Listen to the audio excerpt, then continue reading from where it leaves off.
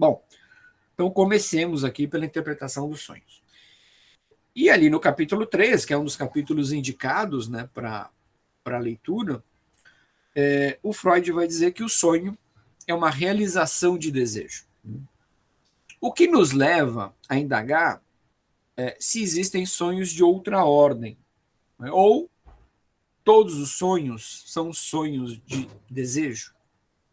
Essa questão a gente vai retomar mais adiante, tá? Mas ela é importante, o próprio Freud faz essa pergunta ao longo do texto. Mas será que existem sonhos que não são sonhos de desejo? Inicialmente ele acha que não, depois ele muda de ideia e diz, não, mas tem. A gente vai ver isso ao longo das 4 aulas. Né?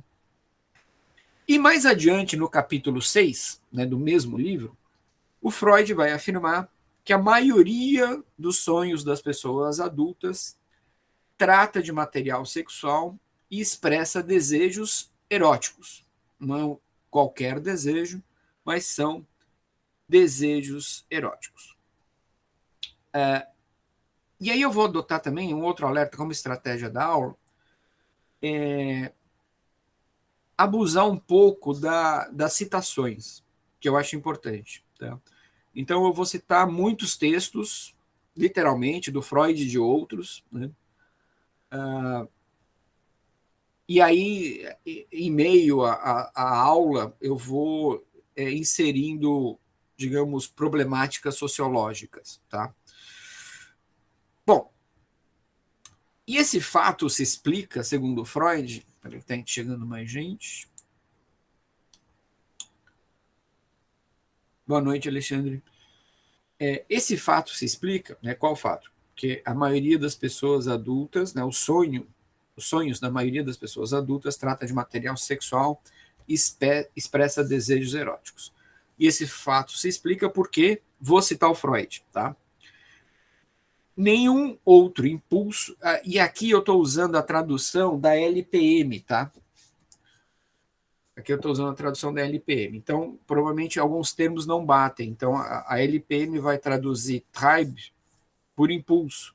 Na Companhia das Letras é pulsão. Me parece que a melhor tradução nesse caso é pulsão e não impulso, tá? Mas voltando aqui. Então, vou ler a citação. Nenhum outro impulso, tribe, precisou experimentar desde a infância tanta repressão quanto o impulso sexual, o sexual tribe, em seus inúmeros componentes. Nenhum outro deixa tantos e tão fortes desejos inconscientes que agora agem no estado de sono produzindo sonhos. Fim da citação.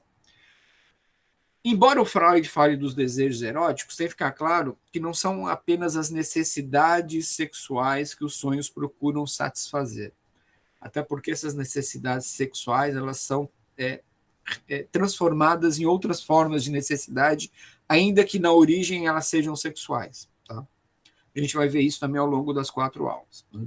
De todo modo, o próprio Freud reconhece. Ora, não existem também os sonhos de fome, por exemplo. Eu estou sonhando à noite que eu sinto fome. Os sonhos de sede, os sonhos de comodidade. Né? E como a gente vai ver mais adiante, e no texto, além do princípio do prazer, os sonhos traumáticos. Na interpretação dos sonhos, o Freud aborda os sonhos traumáticos, mas ele vai afirmar ali que os sonhos traumáticos, os sonhos de angústia, também são sonhos de desejo. E essa posição ele vai reformular mais adiante. Tá? E o próprio Freud segue se fazendo algumas perguntas ao longo do texto. Então ele vai se perguntar, vou citar de novo. Se o sonho figura um desejo realizado, de onde provém a forma chamativa e estranha em que essa realização de desejo se expressa? Que transformação ocorreu aos pensamentos oníricos até que o sonho manifesto, tal como nos lembramos dele ao despertar, tomasse forma a partir deles? Por que via sucedeu essa transformação? De onde se origina o material que foi elaborado para se transformar em sonho? E a partir dessas questões, então, que o Freud começa a construir os seus argumentos. Então, em primeiro lugar, ele vai dizer o seguinte: os sonhos substituem a ação. Em segundo lugar, os sonhos como realizações de desejo exibem o seu conteúdo sem qualquer tipo de reserva, sem qualquer tipo de prurido, né? Sem qualquer tipo de pudor. Terceiro lugar, como consequência, como corolário das outras duas constatações do Freud. Os sonhos realizam desejos irrealizados em nossa vida de vigília, e depois ele vai dizer, e da nossa infância. Tá, então vamos lá. Então, Freud, logo de cara, a partir dessas perguntas, ele chega a 3 constatações. Primeiro, o sonho substitui a ação. Eu vou voltar a isso mais adiante. Segundo lugar, os sonhos, como realização de desejo, exibem o seu conteúdo sem reserva, sem pudor. Em terceiro lugar, como consequência das outras duas constatações, os sonhos realizam desejos irrealizados em nossa vida de vigília. Depois, mais adiante no texto, ele complementa, e da nossa infância, o que é mais importante. Mas eu também vou retomar mais adiante. Portanto, a desilusão e a renúncia, em virtude dos desejos não realizados, diz o Freud, constituem uma fonte abundante de estimulação onírica. Então, veja, como os nossos desejos não foram realizados, isso produz desilusão. Isso é resultado de uma renúncia. E essa desilusão e essa renúncia, portanto, constituem fonte abundante, a expressão é do Freud, fonte abundante de estimulação onírica.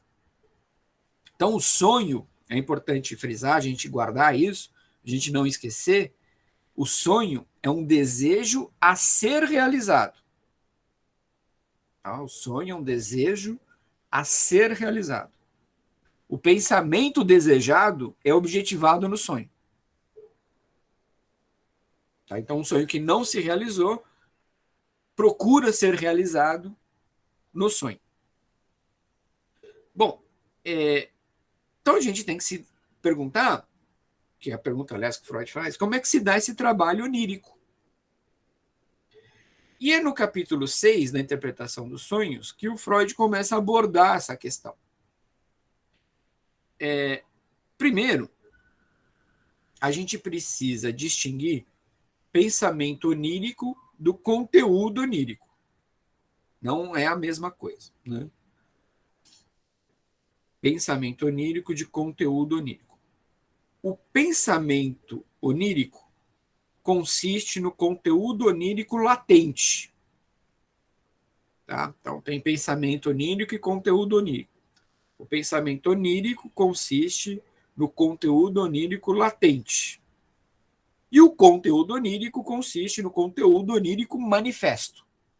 Então, quando a gente sonha, aquilo que a gente lembra é o conteúdo manifesto. Então, há algo por trás desse conteúdo manifesto que a gente não se lembra. Esse é o conteúdo onírico latente, ou pensamento onírico. Tá? Então, a gente não pode perder de vista essa distinção entre o pensamento onírico e o conteúdo onírico. O pensamento onírico consiste, repito, no conteúdo onírico latente. E o conteúdo onírico consiste no conteúdo onírico manifesto. Então, quando a gente sonha e desperta no dia seguinte, o que a gente lembra? A gente lembra do conteúdo onírico manifesto, mas não do latente. O latente ele é esquecido, ele é ocultado. E a gente vai ver como se dá isso. Aí diz o Freud, bom, o que a gente deve interpretar no sonho? O pensamento onírico ou o conteúdo onírico? Ele diz, a gente tem que interpretar o pensamento onírico, que é o conteúdo onírico latente. É aquele conteúdo que foi esquecido. Tá claro? O conteúdo onírico, diz ele, se apresenta como uma espécie de tradução dos pensamentos oníricos. Então, aquilo que a gente lembra, o que é manifesto, é uma espécie de tradução do pensamento onírico, daquilo que é esquecido. Então, vai dizer o Freud, é como se os sonhos fossem constituídos por duas línguas diferentes. Aquilo que eu lembro e aquilo que eu não lembro. O manifesto e o latente. Sendo que o manifesto é uma espécie de tradução do latente. Tem um psicanalista do Rio de Janeiro que faleceu há pouco tempo, que é o Luiz Alfredo Garcia Rosa. Deixa eu colocar o nome dele aqui. Deixa eu ver se eu não errei o nome do Luiz Alfredo. Se é Luiz Alfredo Garcia Rosa mesmo, acho que é. Deixa eu pegar aqui. É isso mesmo, Luiz Alfredo Garcia Rosa. Ele morreu, acho que em 2018. Não, morreu em 2019. Opa, tá chegando mais gente. Então, deixa eu colocar o nome dele aqui. O Luiz Alfredo Garcia Rosa, inclusive, ele, depois que ele se aposentou, ele era psicanalista e professor da UFRJ. Depois que ele se aposentou, ele passou a escrever romances policiais. Escreveu vários, e bem legais, inclusive, recomendo. Que eram romances policiais em que o crime nunca se resolvia. Boa noite, Christian. Recomendo os romances do Luiz Garcia Rosa. Bom, Luiz Garcia Rosa, ele vai esclarecer o seguinte. O sonho, isso é a leitura do Garcia Rosa, tá? Vai esclarecer que o sonho se inscreve em dois registros. Aquele que corresponde ao sonho lembrado e contado pela pessoa que sonhou. Então, quando a gente acorda, lembra se você vai contar alguma coisa para alguém, a gente conta aquilo que lembrou. E um outro registro que é o sonho oculto, o inconsciente, que só pode ser atingido por meio da interpretação do sonho. Então, inclusive, quando a gente conta o sonho para um psicanalista ou para uma psicanalista, o que a gente conta? A gente conta aquilo que lembrou. E permanece oculto, inconsciente, alguma coisa que só pode ser acessada por meio da interpretação. Um outro psicanalista carioca, esse vivo ainda, o Marco Antônio Coutinho Jorge, vou colocar o nome dele aqui. Esses cariocas são porretas na psicanálise, viu?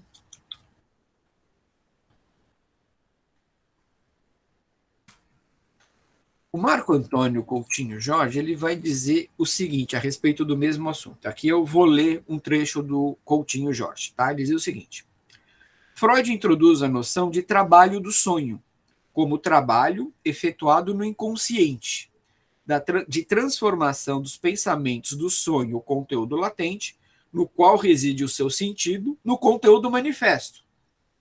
As leis sintáticas do trabalho do sonho serão isoladas por ele, por Freud, no trabalho de condensação e no trabalho de deslocamento. Então, onde está o sentido do sonho? Não está no conteúdo manifesto, está no latente, que permanece oculto.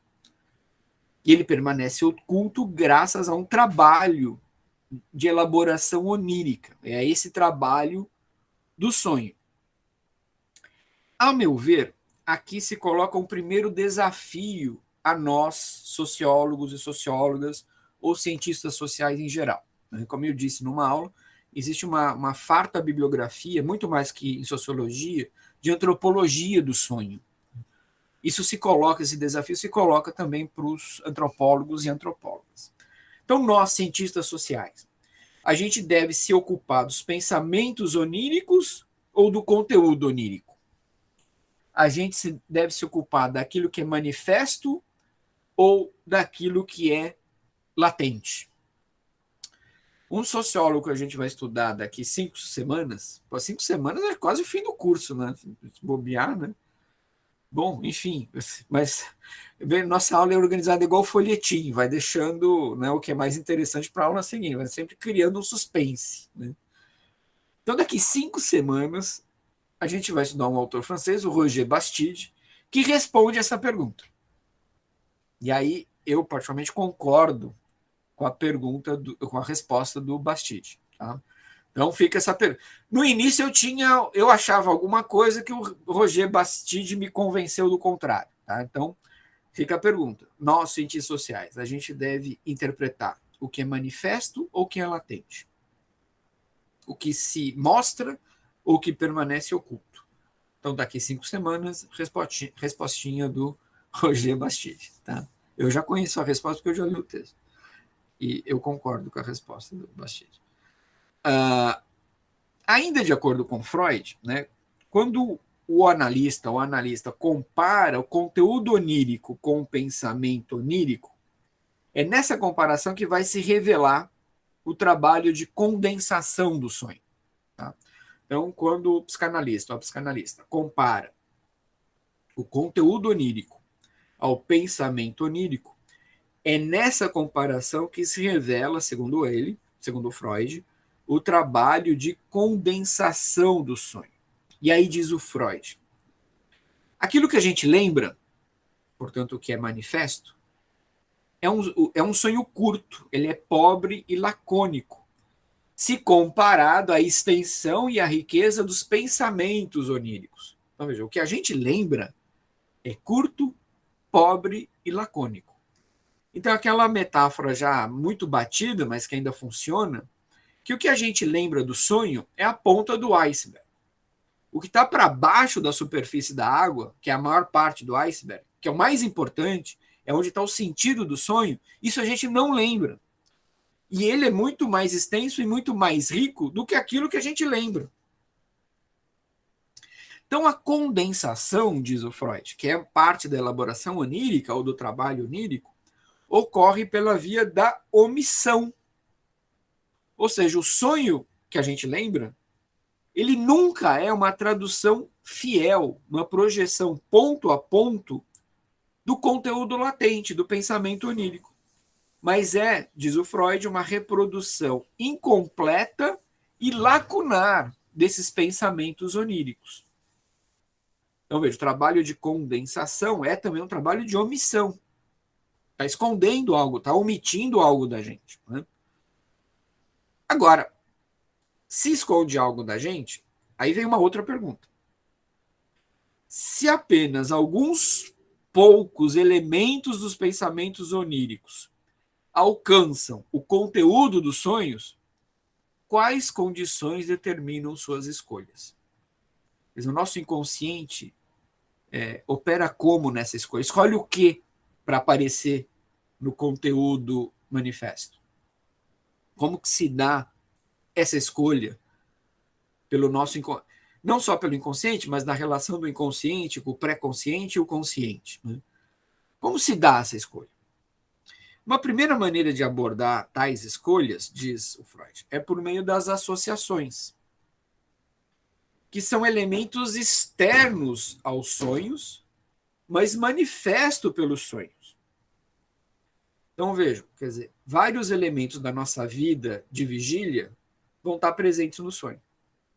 Vários elementos. Várias circunstâncias pelas quais eu passo ao longo de um dia, de uma semana, de um mês, sei lá, vão estar presentes no sonho. Existe uma associação entre os elementos externos e os elementos internos. Aí alguém vai dizer, bom, mas e a coisa da infância? Os elementos externos vão servir de gatilho para disparar aquela memória infantil que foi recalcada. Chegaremos mais adiante nisso, tá? Então, só fique guardando por enquanto o seguinte. Aquilo que a gente vive na nossa vida de vigília, quando a gente está desperto, de alguma maneira vai se associar aos nossos sonhos.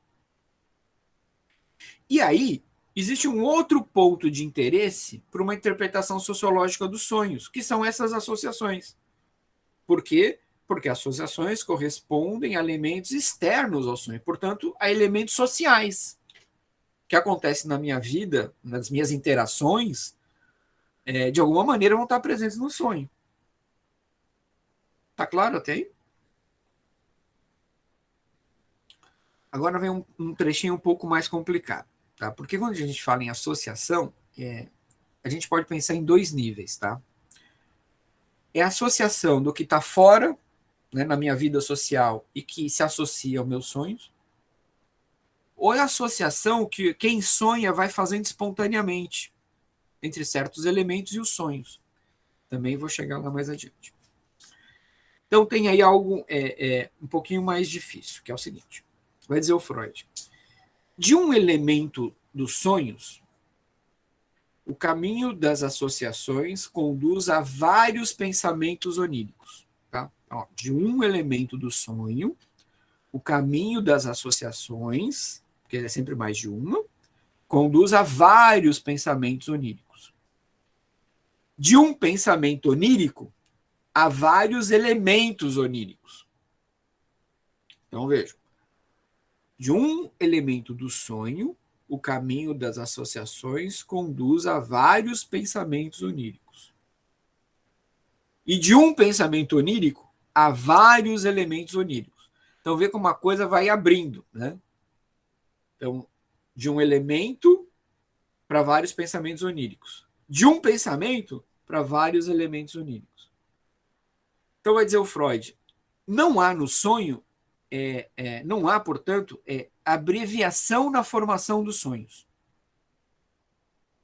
Então, os elementos oníricos são formados a partir de uma massa de pensamentos oníricos e cada um desses elementos aparece determinado de várias maneiras em relação aos próprios pensamentos oníricos. Tá claro isso? Então, vou repetir aqui, tá? Então, para o Freud, não há abreviação na formação dos sonhos. Então, os elementos oníricos são formados a partir de uma massa de pensamentos oníricos. E cada um desses elementos aparece determinado de várias maneiras em relação aos pensamentos oníricos. Então, a coisa vai sempre se multiplicando, vai se pluralizando. Ela nunca... se a gente fosse fazer um desenho, uma representação gráfica, ela não seria em forma de funil. Não seria assim, ela seria assim. Seria a boca do... Porque o funil, ele afunila, né? Ele tem uma boca que abre, então seria o sentido inverso. Como é que chama esse assim? Tem um nome essa figura. Não é assim, tá? Não é assim, mas é assim. Dá para entender, né? Mas eu sei que isso tem um nome, mas eu não lembro. Tá? Mas a ideia é essa, né? A coisa vai abrindo. Ou seja, diz o Freud, o conteúdo onírico ele mostra ser sobredeterminado. Ou seja, representado de várias maneiras nos pensamentos oníricos. Por quê? Porque as associações são inúmeras.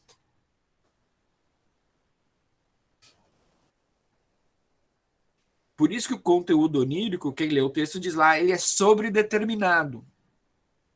Bom, se ele é sobredeterminado, então também existe uma superinterpretação. Veja, o que quer dizer que ele é sobredeterminado? Ele não é determinado a partir de um único elemento. Porque como as associações são muitos os elementos oníricos que vão se associando uns aos outros, de muitas maneiras possíveis.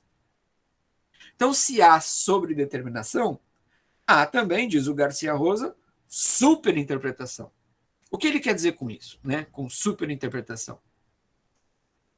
A interpretação de um sonho não tem jamais como chegar a um sentido único, a um sentido verdadeiro. Se dissesse, o seu sonho significa A, o seu sonho significa B. Você não tem como a interpretação de um sonho esgotar o sonho. Ou seja, não é possível se chegar a uma explicação definitiva sobre os sonhos, a uma interpretação definitiva sobre os sonhos. Mas o que o analista faz é continuar elaborando hipóteses que possam revelar novas interpretações. Nesse sentido, os sonhos são inesgotáveis. E aí alguém pode imaginar, bom, mas se o analista fez uma interpretação primeira e depois faz uma interpretação segunda, isso quer dizer que a interpretação primeira estava errada? Não. A interpretação primeira, simplesmente, ela é insuficiente. Assim como a segunda também será, a terceira, a quarta, a quinta. Tá claro isso, gente? Os sonhos são inesgotáveis. Os sentidos são inesgotáveis. Né? Não tem um sentido só para cada sonho que a gente sonha. E aí, tanto o Coutinho Jorge quanto o Garcia Rosa, eles vão dizer o seguinte. Aliás, isso está no próprio texto do Freud. Isso não é estranho ao próprio texto do Freud. Mas esses dois autores, ao comentar o Freud, vão dizer, olha, vai ficando claro, embora o Freud não use a expressão, o Freud fala em linguagem, né? Mas vai ficando claro como o sonho se comporta como significante, cujos significados variam conforme as associações. Que depois vai ser um tema explorado pelo Lacan, né? O sonho como linguagem, o sonho como significante. Segundo o Coutinho Jorge e o Garcia Rosa, essa ideia já está no Freud. Ele só não usa a expressão significante. Ele fala em linguagem. Mas a ideia já está lá, que o sonho se comporta como significante, cujos significados variam conforme as associações. Aqui eu vou fazer eu vou continuar mais um pouquinho e vou fazer uma nota de rodapé. Né? Então, o sonho, já para o Freud, se comportava, como eu disse, como linguagem. E quanto a isso, cabe esclarecer o seguinte. Aí eu vou ler um trecho longo aqui do Garcia Rosa. Tá? O Garcia Rosa diz o seguinte. Para Freud, a linguagem, longe de ser o lugar transparente da verdade, é o lugar do ocultamento. O sentido que se apreende oculta um outro sentido mais importante. E essa importância será tanto maior quanto maior for a articulação entre a linguagem e o desejo. Enquanto o discurso chamado racionalista procurava afastar o desejo para que a verdade pudesse aparecer na sua pureza essencial, a psicanálise, e aí começa com Freud, né, vai procurar exatamente a verdade do desejo. Sua função é fazer aparecer o desejo que o discurso oculta. E esse desejo é o da nossa infância, com toda a carga de interdições a que é submetido. O único modo desse desejo aparecer, de transpor a barreira imposta continuamente pela censura, é de uma forma distorcida, cujo exemplo privilegiado é o sonho manifesto. Veja, o sonho que a gente lembra já é uma distorção do conteúdo do pensamento onírico, do conteúdo latente.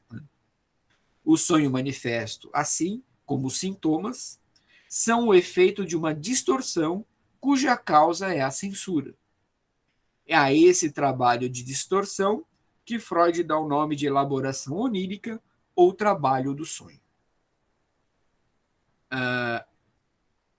E eu vou aproveitar aqui para fazer uma nota de rodapé, também mais ou menos longa. O Freud não fala em significante, ele fala em linguagem. Mas dizem os seus comentadores, o próprio Lacan diz, não, mas a ideia já está lá no Freud, só não existe a expressão. Não é? Mas o conteúdo do conceito já está lá. E aí a gente precisa entender o que é essa relação entre significante e significado. Isso vem da linguística.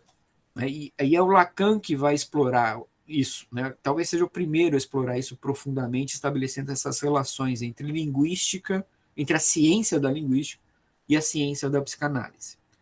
Então, tudo isso começa com um suíço chamado Ferdinand de Saussure, no início do século XX. Vou colocar o nome dele aqui.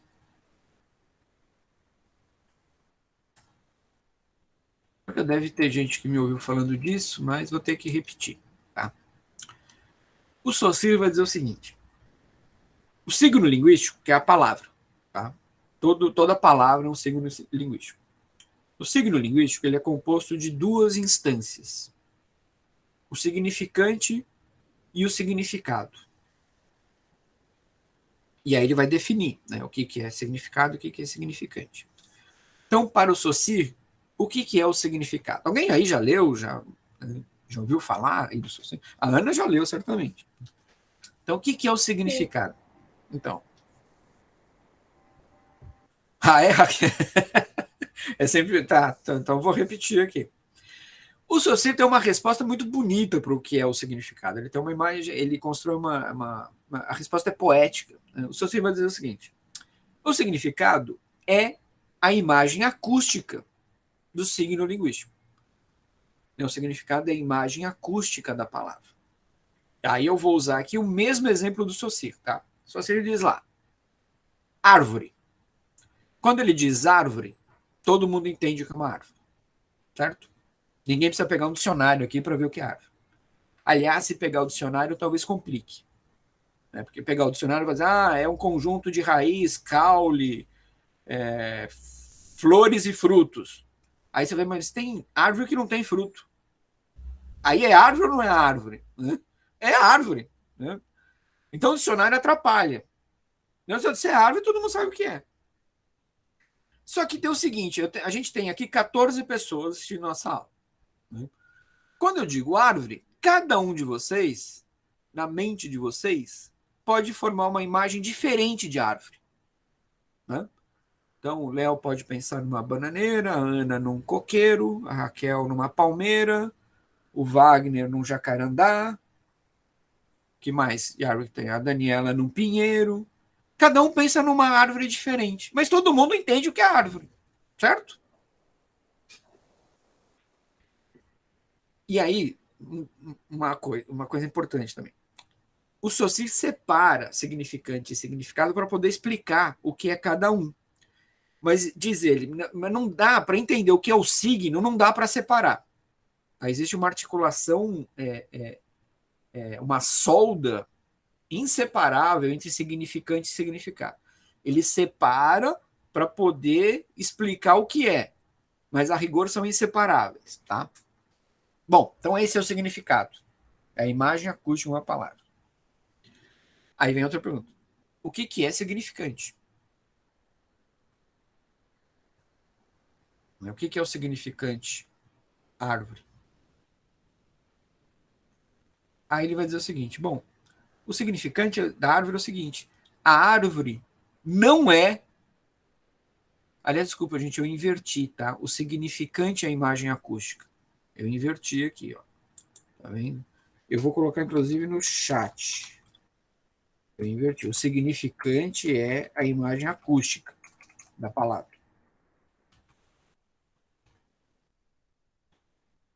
Tem que, a Raquel falou que a gente tem que repetir sempre. Então, errata. O significante é a imagem acústica. Tá? E aí vem o significado. E aí vai dizer assim, bom, tá, então o significante é a imagem acústica. Eu falo árvore, todo mundo constrói uma imagem mental diferente de árvore. Tá, o significante é isso. Mas o que é o significado? Então, o que é uma árvore? E aí vem a resposta do Saussure, que é genial. Ele vai dizer, uma árvore não é uma cadeira, uma árvore não é um passarinho, uma árvore não é o sol, uma árvore não é uma bolsa, uma árvore não é um sapato, uma árvore não é um cachorro. A árvore não é todos os outros significantes, todos os signos que compõem uma língua. Então, como se define um significante, diz Saussure? Nunca por aquilo que ele é, porque ele é o que ele não é. Tá clara essa ideia? Ele se define por sua falta. Então, o que é uma árvore? Uma árvore não é o conjunto de todos os outros signos que compõem uma língua. Então, da onde vem o sentido do signo? Da sua relação com os demais signos. Tá claro isso? Então, quando os comentadores do Freud dizem, olha, o sonho é um significante, o que ele está querendo dizer? Que o significado é definido na relação das associações que a gente faz para aquele sonho. E como as associações são múltiplas, os sentidos também são plurais. Não há um único sentido. Tá claro isso? Voltando ao Saussure, vamos imaginar, fazer um exercício hipotético aqui de ficção científica, que a nossa língua tivesse apenas um significante. Significante árvore. Como a gente definiria as coisas? Só em filme da Marvel isso acontece, porque tem um personagem lá do Guardiões da Galáxia que ele fala só uma palavra e todo mundo entende o que ele diz. Só em filme da Marvel. Aliás, a palavra é o nome dele, Groot. Ele fala Groot, e aí todo mundo sabe que Groot é o sol, Groot é uma frase inteira. Tirando os filmes da Marvel, e vamos passar para a realidade, como a gente poderia construir sentidos das coisas a partir de um único signo linguístico, a partir de uma única palavra? Não tem como. Então, uma única palavra, a palavra não pode significar tudo. Então, de onde vem o significado da palavra, do signo? Da sua relação com todos os outros signos que compõem a língua. Portanto, o conteúdo, ele sempre desliza. O conteúdo nunca é fixo. O conteúdo, o significado, está sempre escorregando, porque depende da relação. Por isso que eu posso dizer, num poema, por exemplo, que o sol congela a minha alma. Vocês, como assim o sol? Mas o sol não é radiação de calor? Sim, mas dependendo de como você constrói a relação entre os signos, entre os significantes, o significado muda. Tá claro isso? Alguma pergunta até aí? Então, essa é a nota de rodapé para a gente entender o que eles querem dizer com essa afirmação de que o sonho se comporta como significante. Ou seja, o seu sentido é definido na relação que se estabelece entre os elementos do sonho. São as associações que a gente faz. Às vezes, entre os elementos do sonho, os elementos do sonho, os elementos externos ao sonho. Tá claro isso? Tá. Então, voltando aqui ao trabalho onírico. Ainda em relação ao trabalho onírico da condensação. Tá? Então, a condensação ela opera pela omissão, por exemplo, né? Mas ela opera também pela combinação. Então, para dar um exemplo, que está no texto, inclusive, do Freud, e fica claro de entender o que é a combinação. Quando a gente sonha com uma figura, né, uma figura aparece no nosso sonho, e essa pessoa que aparece no nosso sonho condensa muitas pessoas diferentes. Ou seja, uma figura se torna representante de várias outras. E vai produzir aquilo que o Freud chama de pessoa coletiva, que vai unir traços de duas ou mais pessoas em uma só imagem.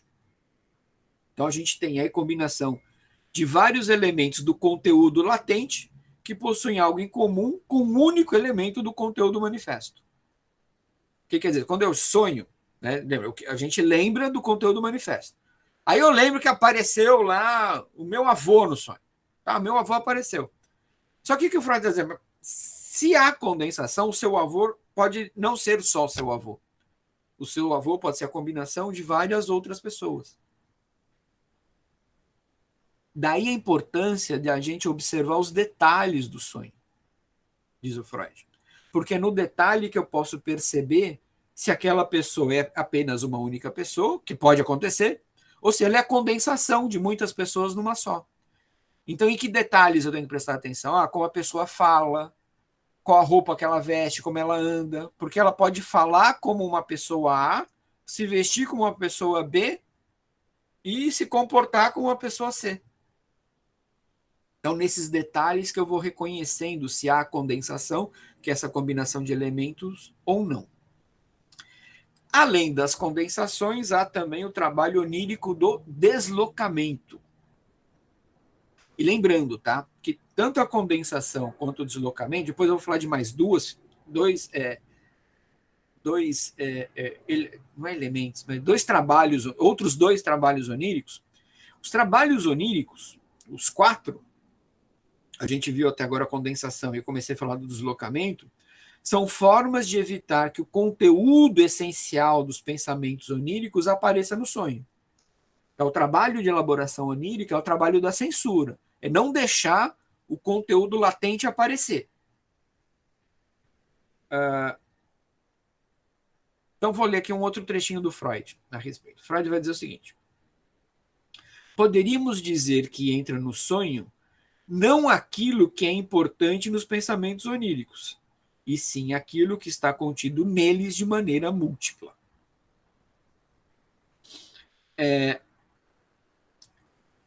Quanto ao deslocamento, é como se se operasse uma espécie de torção do conteúdo onírico, impedindo que esse conteúdo se assemelhe ao núcleo do pensamento onírico. Essa tentativa de deixar oculto esse núcleo do pensamento onírico.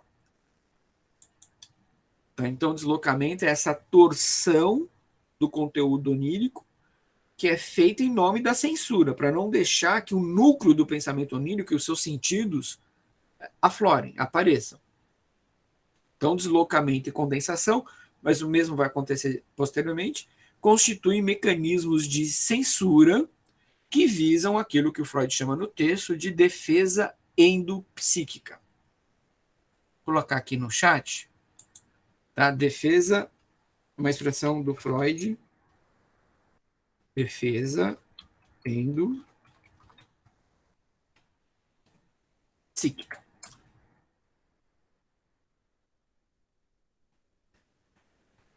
E aí é interessante, não? Porque o Freud diz, aqueles elementos que entram no sonho são aqueles que conseguiram escapar da censura da resistência. Mesmo aquilo que a gente lembra é aquilo que conseguiu escapar da censura da resistência.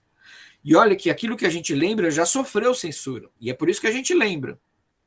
Mas mesmo que a gente lembra, a gente só lembra porque escapou da censura. Tá claro isso? E quando escapa, escapa condensado, deslocado, torcido, que é para a gente não lembrar do núcleo do conteúdo onírico. Além da condensação e do deslocamento, há também aquilo que o Freud chama, aí depende da tradução, de figuração, figurabilidade ou representação. Aí a tradução da LPM é figuração, e aí me parece que figuração é o termo mais apropriado que representação. Tá? Notinha de rodapé. Por que eu acho que é mais apropriado? A noção de figura aparece já na filologia do século XIX. E aí o que é a figura na teoria literária? Né? O texto literário ele é uma figuração do real. O que quer dizer isso?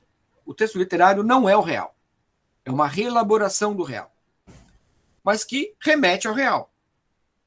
Soa como realidade, mas não é realidade. É uma realidade de outra ordem, porque é uma realidade ficcional. Ele não é espelho do mundo. Tá? A noção de representação, por sua vez, ela está muito colada ao mundo que a gente vive. As representações são uma maneira da gente aprender a viver no mundo que a gente vive. Por meio das representações, a gente internaliza regras, costumes.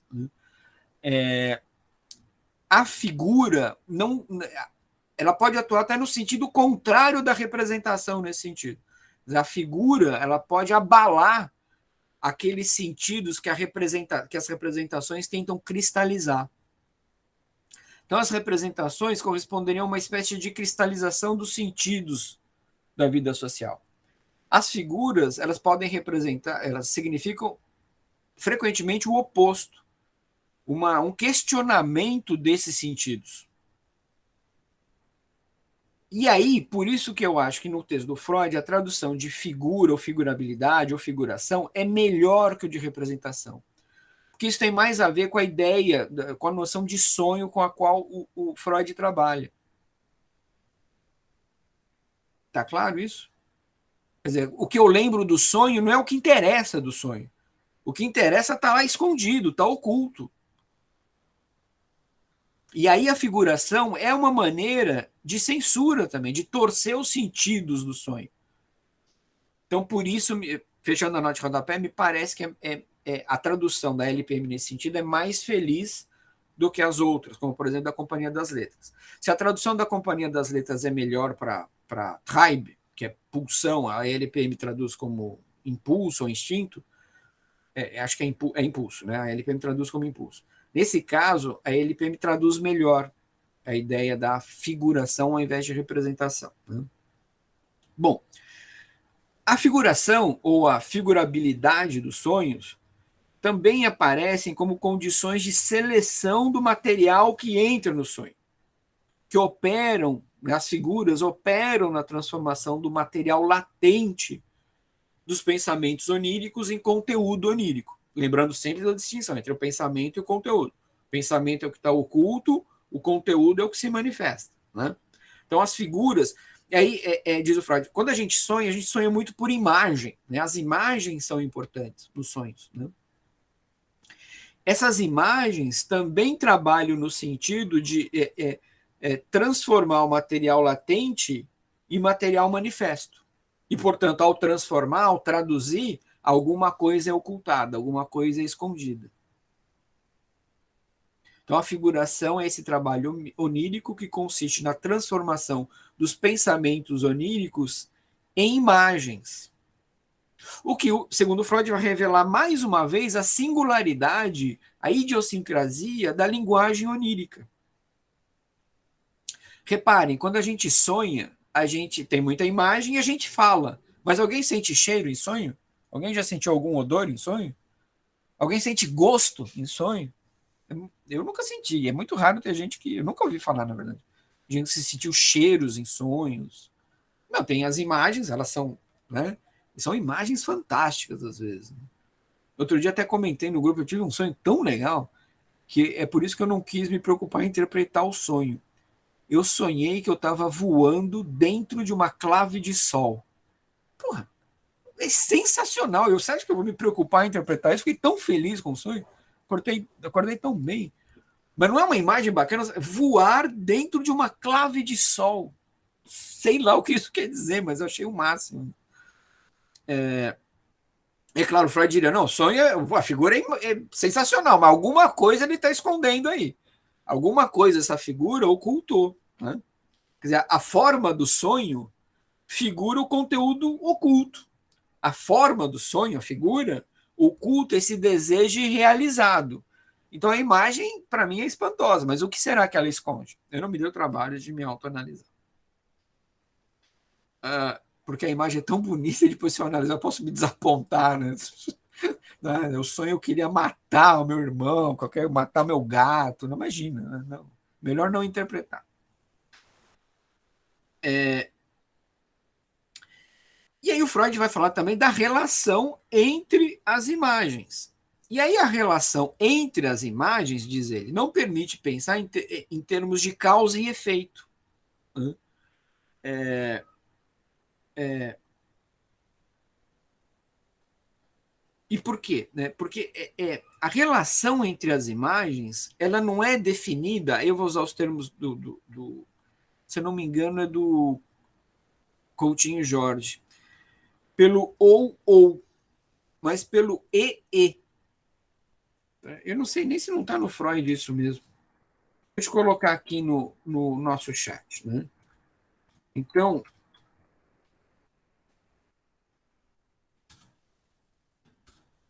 estou colocando aqui a fórmula, ou versus e. Né? A relação entre as imagens não é definida pelo ou é isso ou é aquilo, mas é pelo e. Quer dizer, o sonho realiza todas aquelas possibilidades que supostamente são excludentes. Todas aquelas possibilidades são mutuamente excludentes. Por isso que não tem uma relação simples de causa e efeito. Isto aqui gera isto aqui. Até porque nos sonhos, os sonhos são muito contraditórios. Né? Não é uma relação de causa e efeito assim, A mais B dá C. Não. Às vezes A mais B dá X. Mas por que dá X? Porque os sonhos, as figuras, não se relacionam nessa relação de ou, mas sim de e. Nos sonhos, né, nós não encontramos relações lógicas de casualidade. Ou ainda em outros termos, de acordo com Freud, o não parece existir para o sonho. Né? No sonho tudo é possível. No sonho, as oposições, aqui estou lendo um trechinho do Freud também, as oposições são reunidas ou figuradas numa unidade. As oposições são reunidas ou figuradas, transformadas numa imagem, numa unidade. Por isso que, mais uma vez, na análise das imagens oníricas, todos os detalhes são relevantes. Porque é no detalhe que eu vou descobrir as associações, as condensações, por exemplo. Como eu já disse aqui, né, uma pessoa pode figurar muitas outras. Como eu vou descobrir isso? A partir dos detalhes dessa figuração.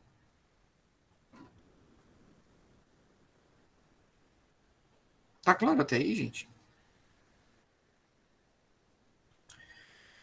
De todo modo, vai dizer o Freud, né, os sonhos tratam da própria pessoa que sonha. o que revela, segundo ele, que os sonhos são absolutamente egoístas. O nosso eu é figurado várias vezes num sonho.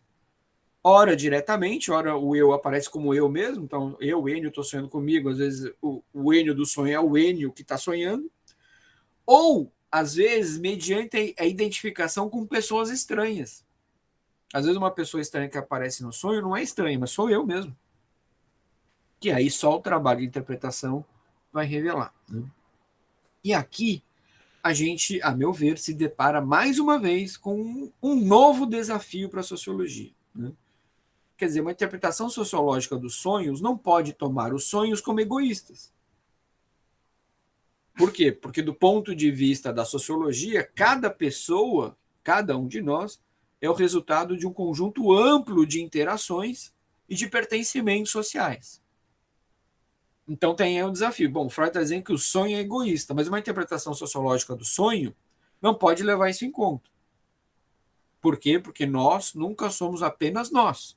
Nós somos o resultado, repito, de um conjunto amplo de interações e de pertencimentos. Né?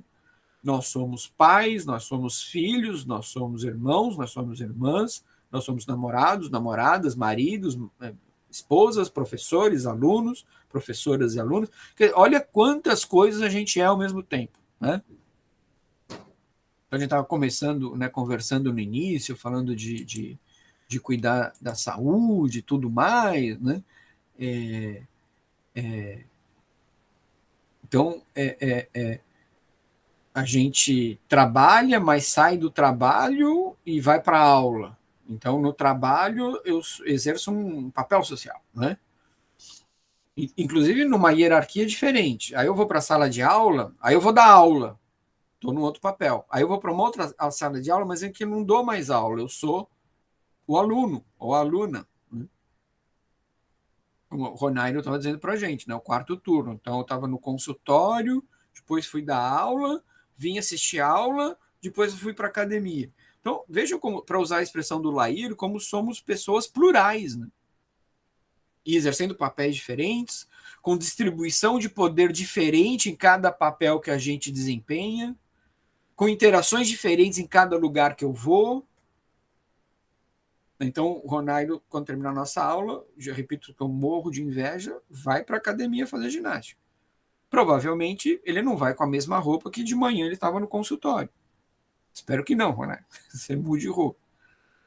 Né? Então vejam, né, os pertencimentos são diferentes, as regras de interação são diferentes, as pessoas com as quais convivemos são diferentes. Então isso impõe um desafio para a interpretação sociológica do sonho. Né?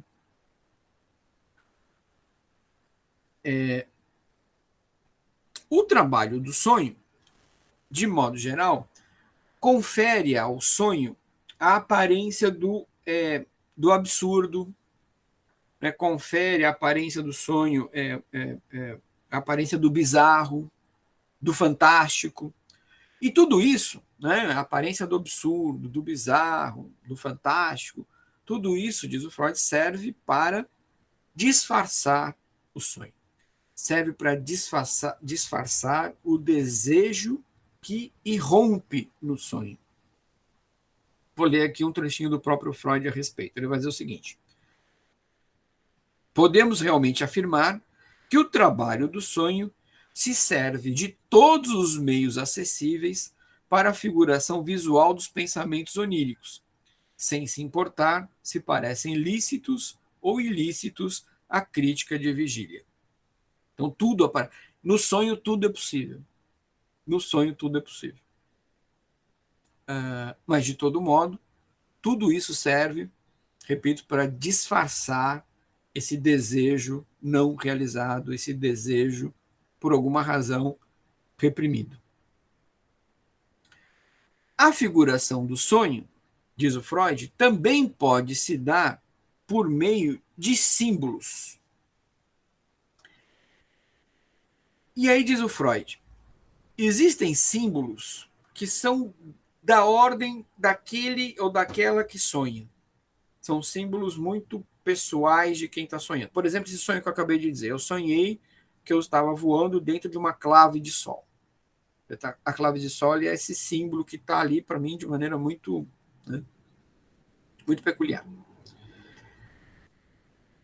E aí cada um de nós pode criar símbolos que são muito peculiares, muito particulares. Mas existem também aqueles símbolos, diz o Freud, que participam, que compõem um estoque cultural comum. Um estoque cultural compartilhado por todas e todas nós, dado que todos e todas nós estamos mergulhados numa mesma cultura. E esse estoque comum, diz o Freud, ele vai se manifestar por meio do folclore, por meio dos mitos, por meio das lendas, por meio dos xistes, por meio dos ditos populares, por meio dos provérbios. Então, de repente, eu posso sonhar um dia com, sei lá, com quem? Com um lobisomem. Posso sonhar com um saci pererê, com a mula sem cabeça. Eu estou mobilizando símbolos que são desse estoque cultural. E, claro, esse estoque cultural ele só vai aumentando, né? Porque o Freud não colocou aqui, nem poderia colocar, dado que o livro foi escrito em 1899 e publicado em 1900, da importância, por exemplo, da indústria cultural na alimentação desse estoque. No nosso grupo, outro dia, o Wesley comentou que sonhou, eu não lembro, ele sonhou com um super-herói da Marvel qualquer, não lembro quem, vocês lembram quem comentou? Capitão América, Homem de Ferro, sei lá. Veja, então são elementos da cultura popular, da cultura pop, que podem animar os nossos sonhos. Então esse estoque vai aumentando, né? Desde uma cultura local, regional, particular, até uma cultura globalizada. Então existem símbolos que participam desse estoque cultural comum, né? A esses sonhos que mobilizam esses símbolos que compõem o estoque cultural comum, o Freud vai chamar de sonhos típicos. Então, existem os sonhos mais particulares de cada um de nós e os sonhos típicos. Eu vou colocar aqui também no chat. Tá? E aí é curioso notar de como a ideia de que existem símbolos culturais comuns, gerais, não deixa de remeter à tese junguiana, a tese do Jung, dos arquétipos. Né, da existência de uma espécie de inconsciente coletivo que todos nós, de alguma maneira, em algum grau, compartilhamos. E aí também se impõe, mais uma vez, uma questão para nós, cientistas sociais. Né? Quer dizer, qual é a importância que os sonhos típicos podem adquirir para a sua interpretação sociológica?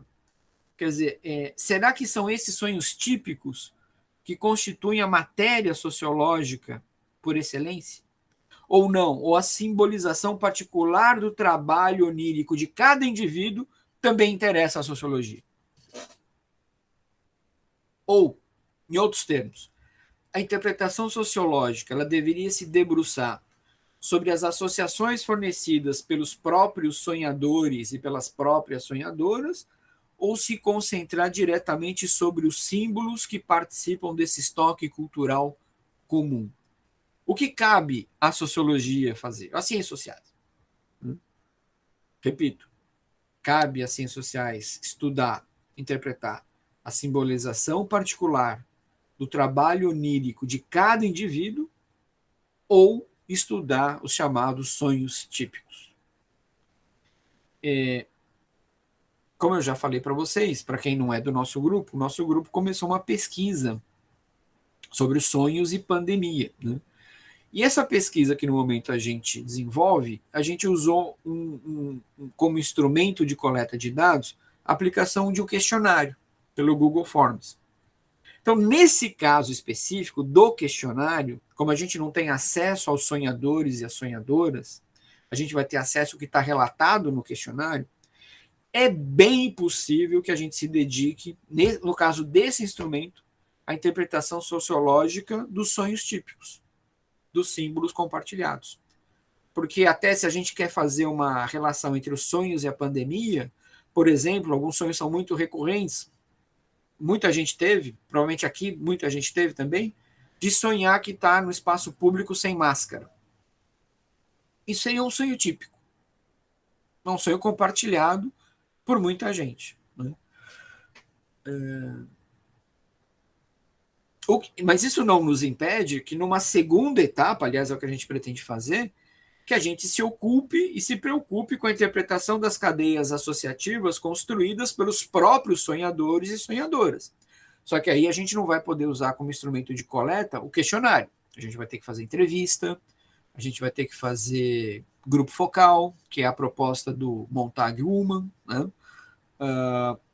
Se a gente pega o livro do Lair sobre a interpretação sociológica dos sonhos, na sua segunda parte, que é a narração dos casos, o Lair fez cerca de 17 entrevistas com cada entrevistado, cada entrevistada.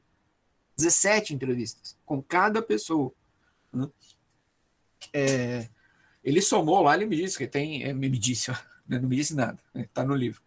Está escrito lá que ele conseguiu reunir mais ou menos 700, eu não vou lembrar, é mais de 740 sonhos.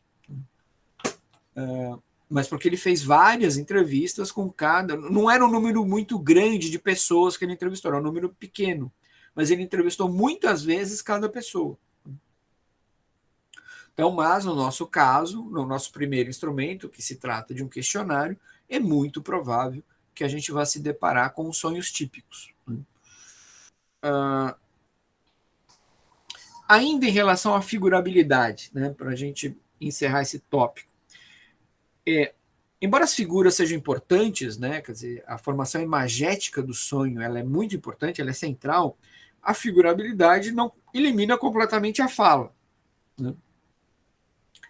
Até porque, diz o Freud, a gente tem que prestar muita atenção no que é falado nos sonhos, porque a fala onírica rearranja o sentido das palavras. A fala onírica rearranja o sentido das palavras. Por quê? Porque o sonho consegue recuperar fragmentos de palavras ouvidas e faladas, arrancando essas palavras ouvidas ou faladas, ouvidas e faladas, dos seus contextos originais.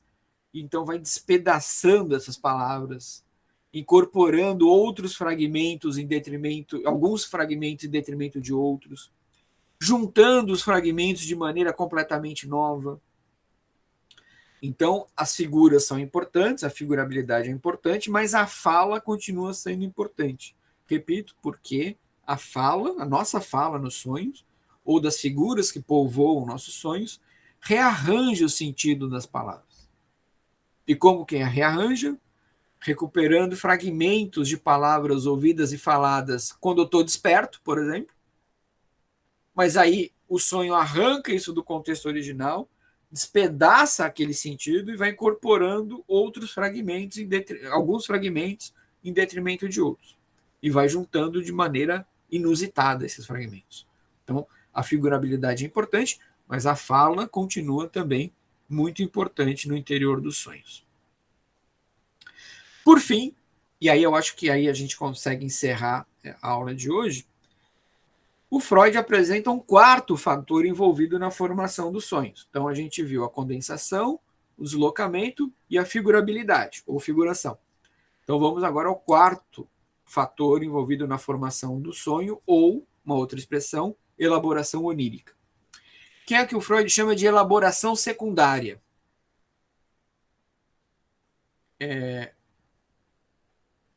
Alguma pergunta até aí, gente? Alguma dúvida? Não? Posso continuar? Tá. Então vamos à quarta elaboração, que é elaboração secundária. E aí o Freud vai dizer o seguinte: bom, às vezes a gente sonha, né, no nosso sonho a gente pensa no sonho, mas isso é um sonho. Isso já deve ter acontecido com muita gente. Né? Você está sonhando e diz, não, estou tranquilo porque isso é um sonho. Ou às vezes você quer, pô, mas isso é um sonho, eu preciso acordar desse sonho. Já aconteceu isso com você?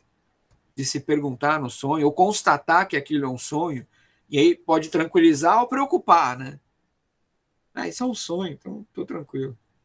Está sendo perseguido, aí você se dá conta que é um sonho. Fala, não, isso é um sonho, não vai me pegar mesmo. Aí você diz para você, isso é um sonho. Para o Freud, esse tipo de pensamento é uma crítica ao sonho sonhado e geralmente antecede o despertar. Geralmente, quando a gente chega a essa conclusão, que a gente tem essa noção de que o sonho é um sonho, isso é um alerta já para que a gente acorde. Né? Ou, como eu disse, também pode ser uma crítica que permite que a gente tolere o sonho e a gente continue a dormir. Né? Então, pode acontecer as duas coisas. Quando eu chego à conclusão, a gente está sonhando, aí chega à conclusão que você está num sonho. No sonho mesmo. Você está sonhando e diz, não, isso aqui é um sonho. Então, isso pode ser uma crítica ao sonho sonhado, e aí isso pode te despertar, mas essa crítica também permite que a gente tolere o sonho e continue dormindo. Mas diz o Freud, geralmente acontece a primeira situação. Geralmente antecede ao nosso despertar. Né? Para o Freud, essa crítica surge quando a censura, que jamais está inteiramente adormecida no sono, né? Quer dizer, quando a gente dorme, a crítica, a vigilância onírica, a censura, ela também entra, digamos, no estado de repouso, mas ela ainda está vigilante, ela não está completamente adormecida. Então, para o Freud, a crítica surge quando a censura é tomada de surpresa pelo sonho que acabou de admitir, diz o Freud, inadvertidamente. Veja, a censura admite o sonho de maneira inadvertida. E aí a censura se dá conta que admitiu. E aí então ela entra em ação e aí vem esse pensamento de que isso aqui é um sonho. Mas diz lá o Freud, como não é mais possível reprimir o sonho, porque ele já escapou da censura e já se apresentou, como é que a censura consegue agir? Imputando a gente esse pensamento. Isso é um sonho. Então, o isso é um sonho combate a angústia ou a sensação desagradável que surge em virtude do sonho. Então, o sonho não deixa que essa sensação desagradável que está prestes a surgir surja de fato. E por que não deixa? Porque a censura aí se dá conta do que está acontecendo, ela aparece e nos faz criar uma certa consciência de que aquilo que a gente está sonhando de fato é um sonho. Então, aquela sensação desagradável não vai surgir inteiramente. Tá claro isso? Então, o que foi exposto até aqui, deixa claro que os sonhos tendem, de maneira geral, ao que a gente considera, do ponto de vista da vigília, como absurdo. E tal absurdo tende a ser encarado como a prova de que os sonhos não têm sentido. Digamos, é assim que o senso comum vê o sonho. Como o sonho tende à fantasia, ao bizarro, né, ao que mais? Qual outro adjetivo que a gente pode utilizar? Bizarro, fantástico, grotesco, sei lá. Impossível. Então, diz o Freud, as pessoas tendem a achar, então, que o sonho não tem sentido. Pelo menos até o advento da psicanálise. Né? Vai dizer o Freud, até o advento da psicanálise era assim que os sonhos eram tratados. Mas mesmo hoje, né? Há, inclusive no interior de uma certa psicologia cognitiva, que trata o sonho dessa maneira. E o sonho, no fundo, não tem um sentido. O sonho é manifestação de problemas corporais, por exemplo. Mas, insiste o Freud, os absurdos oníricos expressam os sentidos ao mesmo tempo que tentam ocultá-los. Isso é importante. Tá? Os absurdos oníricos, o que é fantasioso, fantástico, ao mesmo tempo expressa um sentido e tenta ocultar esse sentido. A elaboração onírica, o trabalho onírico, cumpre com essas duas funções. Apresenta o desejo que foi reprimido, mas também tenta censurar o desejo. Ao mesmo tempo, no mesmo momento, é o mesmo processo de expressão de sentido ou de revelação do desejo e de ocultamento do sentido ou de censura do desejo. O sonho é a mesma coisa, são as duas coisas ao mesmo tempo. Então, o absurdo de um sonho muitas vezes figura um pensamento recalcado que a gente gostaria de considerar como impensável, como desejar a morte de alguém, por exemplo, muito querido. Eu desejo a morte do meu pai, quer dizer, para a gente, da minha mãe, do meu avô, da minha avó, quer dizer, isso para a gente está tão na categoria do impensável que então esse pensamento é recalcado. Tá claro isso? Então, como o sonho, diz o Freud, não distingue entre o desejado e o real, a gente não pode esquecer que um sonho como esse, eu sonhei que eu matava minha mãe, eu sonhei que eu matava meu pai, provavelmente esconde um outro sentido. Se você sonhou que você matou seu pai, isso é o conteúdo manifesto. Tem um latente lá que ficou oculto. Vou ler aqui um trechinho do Freud a respeito. Ele vai dizer o seguinte: portanto, o sonho se torna absurdo quando aparece nos pensamentos oníricos como um dos elementos do conteúdo. O juízo, isto é um absurdo. Tá claro?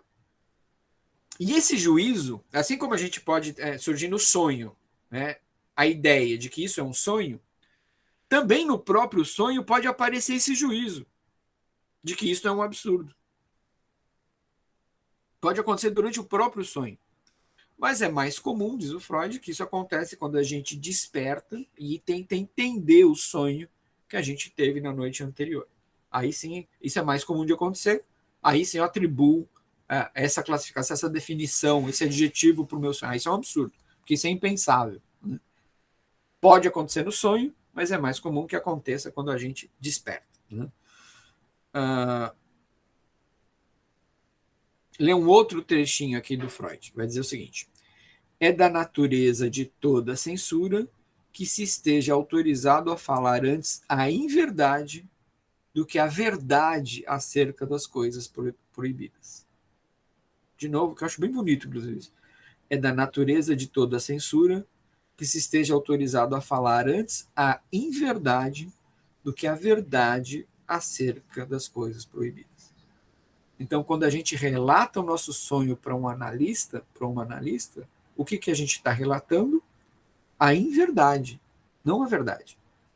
Que eu estou relatando o que é manifesto. E o que é latente permanece oculto. Então, o que o Freud não cansa de repetir é que os pensamentos oníricos jamais são absurdos. Tampouco são desprezíveis os afetos que os sonhos suscitam, porque os sonhos também suscitam afetos. Né? E esses afetos experimentados no sonho, diz o Freud, eles não são nunca inferiores àqueles afetos experimentados durante a vigília. O temor, por exemplo. No sonho você sente medo. Esse afeto que você sentiu no sonho, medo, essa afecção, ela não é menos intensa do que o medo que você pode sentir na vida real. Ele até usa como exemplo, né? Eu sonho que fui assaltado. E nesse sonho eu senti muito medo. O assalto não aconteceu. Ele é um sonho. Mas o medo é real. Você sentiu medo.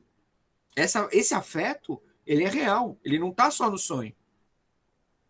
E isso revela, segundo Freud, que os sonhos constituem experiências reais da nossa psique. Então, se eu sinto medo, se eu sinto algum tipo de desejo, se eu sinto raiva, esses afetos, diz o Freud, eles são reais. Você de fato os sentiu. Eles são experiências reais da sua psique. É claro que esses afetos eles também podem ser reprimidos a partir da ação da censura onírica. Isso também pode acontecer. Né? Ou os afetos eles podem ser deslocados e convertidos no seu contrário. Então, quando você sonha que você quer matar o seu pai, talvez você não queira matar seu pai. Ao contrário, você quer que ele viva muito. Aliás, o Freud cita um exemplo disso no texto, né? Quando diz que um pai sonha com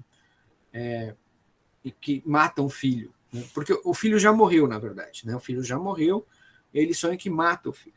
E aí o Freud diz, não, no fundo o que ele estava sonhando era a morte de si mesmo, porque ele queria chegar à mesma condição, digamos, de repouso absoluto como filho, para promover até sei lá, quem sabe, uma espécie de reencontro, né, com o filho. Mas quando ele sonha com a morte do filho, no fundo ele está desenhando a sua própria morte.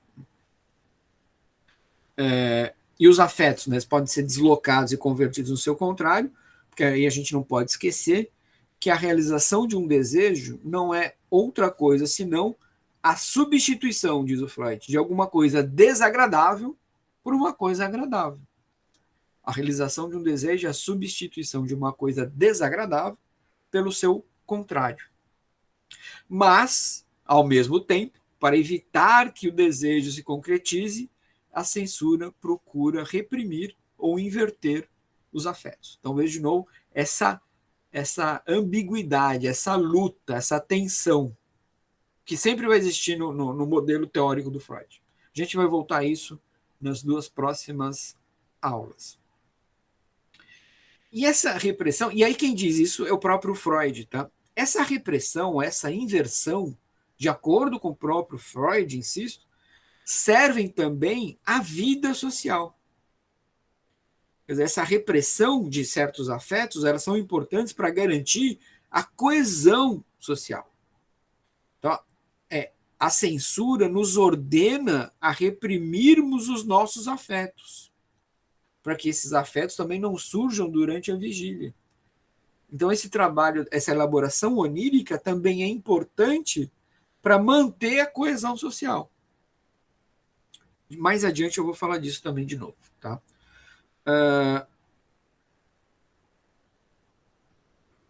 Para encerrar mesmo de fato, já são 8h33.